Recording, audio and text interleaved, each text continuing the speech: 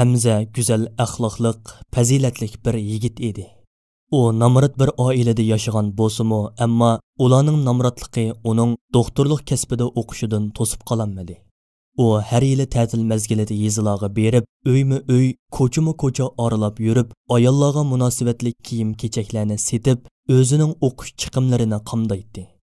U bir kuni ma'lum bir yezida narsa kerak setib etib, qo'sqi qattiq ichib ketdi.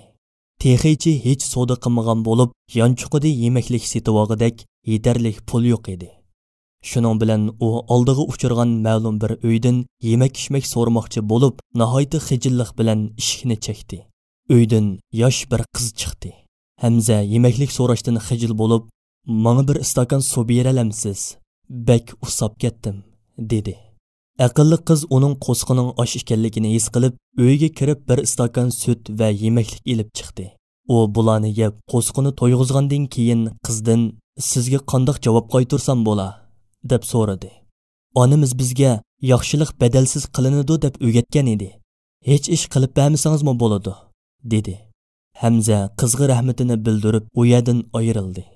Bu yaxshilikdan ta'sirlanib, uning iymoni texmo kuchayishga boshladi va Payg'ambar alayhissalomning Abdullah ibn Umar radhiyallohu anhu naql qilgan mundaq hadisini esiga oldi.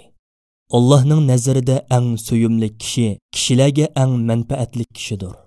Musulmonning qalbiga xushallik kirgizish, beshiga kelgan bira kulfatni ko'tarib etish, qarzni ado qilib qo'yish, qo'sqi oshqonlarning qo'sqini to'yg'izib qo'yish qatorliqlar Allohga nisbatan eng yaxshi amaldir. Oylar, yillar o'tdi. Hamzaning o'qishimi bitdi. U shahar ichidagi mashhur doktorlardan bo'lib qoldi.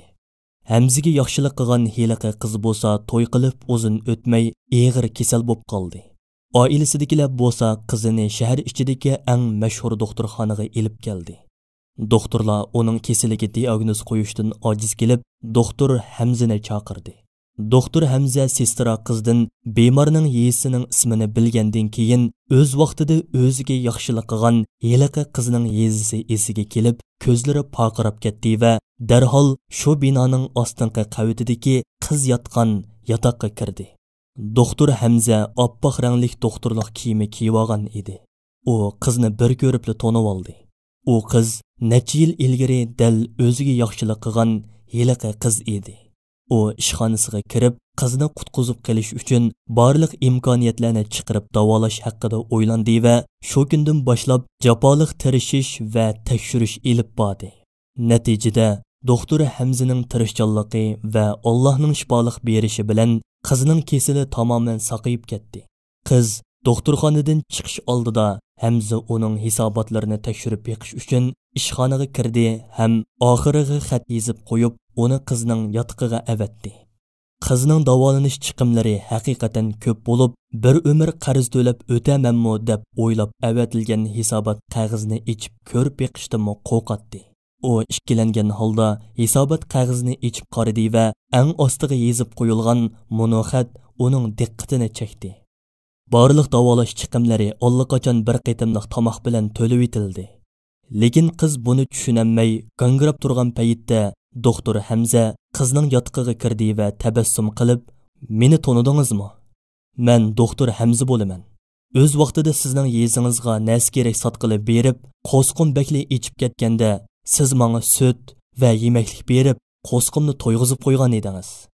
Buni anglagan qizning ko'zlaridan taramlab yosh chiqdi va qo'lini ko'tarib Allohga duo qildi. "Sana 100 minglarcha shukrlar bo'lsin, ey ulug' Parvardigorim. Men qiyinchilikda qolgan og'ir kunlarda bu doktorni yenimga avatibsan.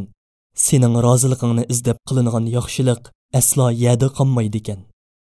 Ulug' Alloh mundoq deydi: "Er ayol mu'minlardan kimki yaxshi amal qiladigan, biz uni albatta dunyoda qanoatchanlik, halol rizq va yaxshi amallarga muvaffaq qilib, obdan yoshitamiz. Ularga albatta qilgan amalidan yaxshiroq savob beramiz." Sura Nahl 95-97 oyatlar.